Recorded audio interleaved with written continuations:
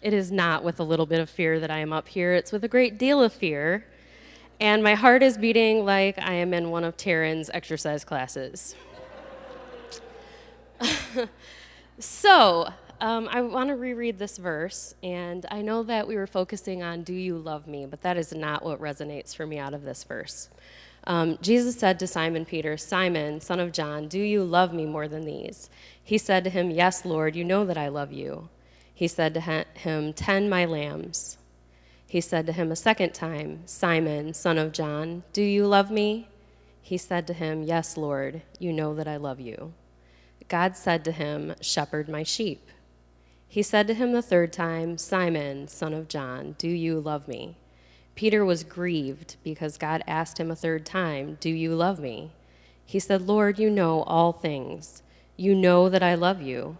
Jesus said, feed my sheep.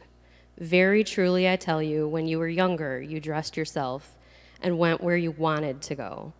But when you are old, you will stretch out your hands, and someone else will dress and lead you where you do not want to go. Jesus said this to indicate the kind of death by which Peter would glorify God. And then he said to him, follow me, which is what resonates with me. The last time we explored these verses together, it was in regards to the love languages. How even as our Creator God needs words of affirmation and acts of service to communicate the love we as His creation feel towards God. I remember finding comfort in that revelation, in knowing that we all get our needs met in different ways. However, we all share that basic need to feel love, and most importantly, our relationship with God is not above that. Feeling something in your gut and knowing something with your whole being are two different things.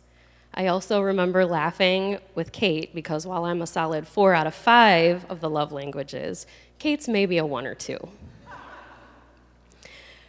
When reading through these verses and exploring them again as a topic on which to share, I found most of what we discussed before, while still relevant, just didn't stick. Again and again, I have been pulled back to God's words, follow me. You see, I'm at a different place in my life and in my relationship with God now than so many months ago. This simple phrase, these two small words, for me right now stir up fear and anger, and as a result, shame.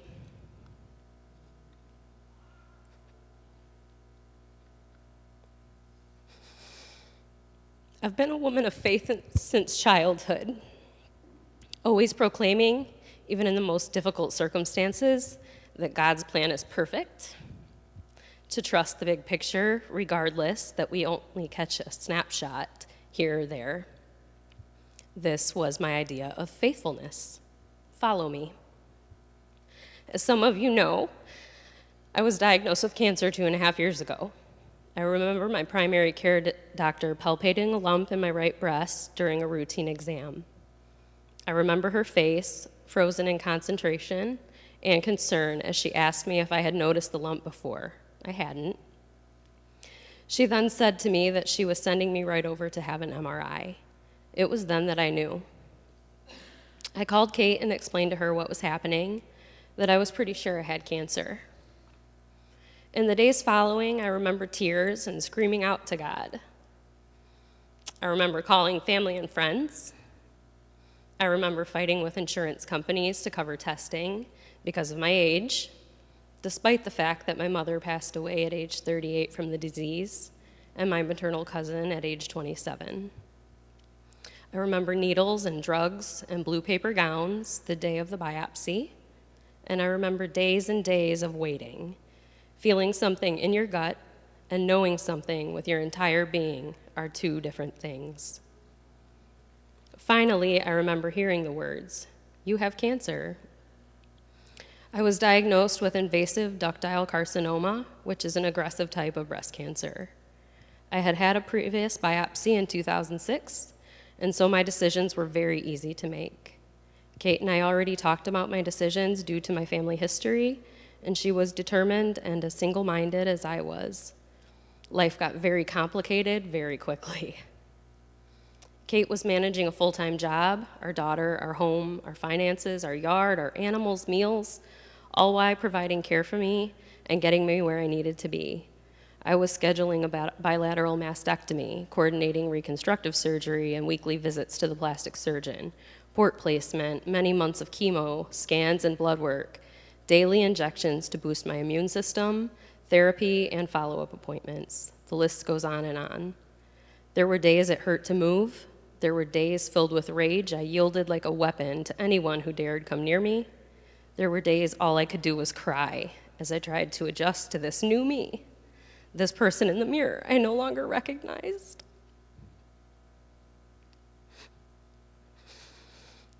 I hid these things from the world at large, thinking they wouldn't understand my insecurity or pain and see it as a lack of faith, a defect of morality or my relationship with God, that his beloved daughter could suffer so. I knew there were others who likely had it so much worse than me, that despite my pain, my prognosis was good. I knew God was with me when I cried out and found comfort, but this was not where I wanted to be. Following him here to this dark place was not a choice I made, rather one that was made for me. I was simply leaning on God to find the light again. Thankfully, that light and love came in the form of a kind neighbor dropping in with clippers to assist my wife and daughter shave my head when the time came. Or with a surprise 30th birthday party put together by my wife, complete with Team Missy logo t-shirts. Through cards and emails, meals and financial support, and on one particularly difficult day, a YouTube video by my best friend and her dog set to Journey's Don't Stop Believin'. That I still watch when I need a boost of faith.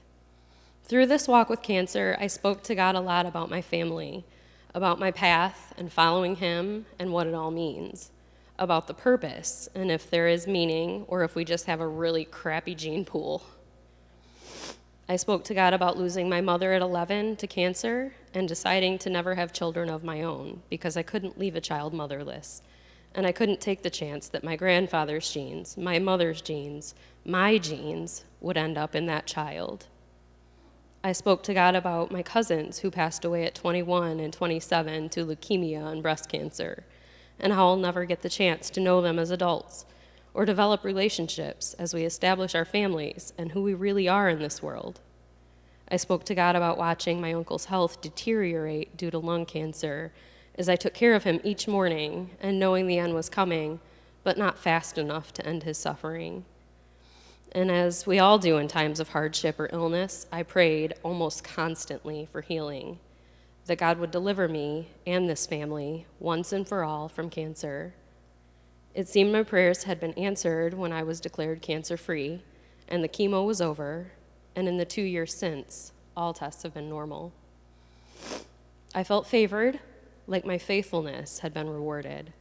And maybe this was God's promise to my family that the cancer nightmare was finally over.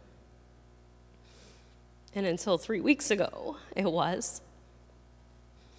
We have since learned that my maternal cousin has brainstem glioma, a cancer that grows on the brainstem. It is terminal. Because of the fact it is aggressive, it is not curable, it is not operable. I'm sure you'll understand why the phrase, "follow me," just isn't sitting well. The whole valley of the shadow of death has been played out. Can't we follow you to Chuck E. Cheese or McDonald's Funland instead? Seriously, this has turned my faith a little topsy-turvy. I remember writing on the Koinonia site that I am glad we serve a God who can handle our tantrums, because I felt like stomping my feet and screaming no. To Emily Joy, I recently wrote, "This, more than anything, has been a real trial in regards to my faith, sort of like the straw that broke the believer's back. I think, though, that this is normal, and I think it's to be expected, and that it's okay to cut myself some slack, because God isn't going anywhere, and really, I'm not either. I know one day I'll wake up, and joy will be restored, and faith will be renewed, and I'll put it all back together for the glory of God, who has already moved me from tragedy to victory again and again in life, but that day is not today. Today I just survive." I understand now that being faithful doesn't mean I have to put on a brave face for the world. That's not what I need. It's not what you all need from me. We are best in our vulnerability. We grow from our truths. On my best of days, I will feed God's sheep. I will tend God's sheep. And yes, I will follow. But in my worst of days, days like today, I am the one that needs tending. I am the one that needs feeding. And if I should stray, Lord, I pray, follow me.